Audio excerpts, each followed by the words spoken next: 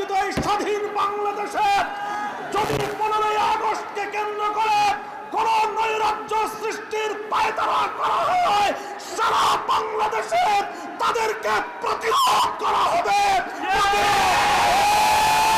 সেই পুরনো কোন নিহত ব্যক্তির জন্য জাতীয় শোক দিবস পালন করার কোনো অর্থ হয় না। এজন্য 15ই আগস্ট শোক দিবস বাতিল ঘোষণা করে একটি ঐতিহাসিক সিদ্ধান্ত গ্রহণ করেছে। এজন্য আমি অন্তর্বর্তীকালীন সরকারকে ধন্যবাদ জানাই। আরেকটি বিষয় আমি দেশবাসীকে সতর্ক করতে চাই, হেফাজতে ইসলামের নেতা কর্মীদেরকে সতর্ক করতে চাই। ইতিমধ্যে আপনারা বিভিন্ন যোগাযোগ মাধ্যম, সামাজিক যোগাযোগ মাধ্যমে দেখেছেন পরাজিত শক্তির ফ্যাসিবাদী নেত্রী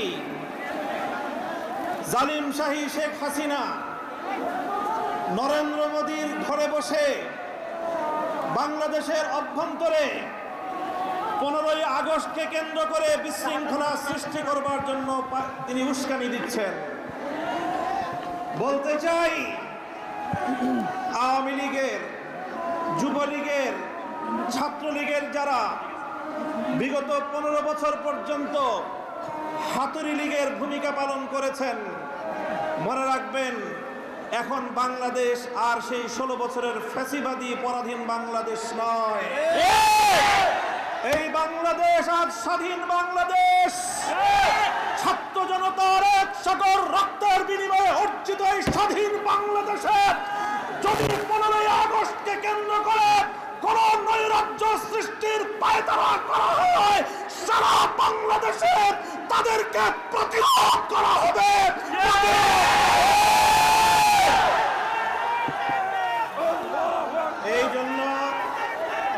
এই জন্য আমরা বৈষম্য বিরোধী ছাত্র আন্দোলনের নেতৃবৃন্দ, অন্তর্বর্তীকালীন সরকারের দায়িত্বশীলদের পাশাপাশি হেফাজতে ইসলামের নেতা কর্মীদেরকে আমি আহ্বান জানাতে চাই, আগামীকাল 15ই আগস্ট, 16ই আগস্ট এবং গোটা আগস্ট মাস জুড়ে আমাদেরকে সতর্ক থাকতে হবে।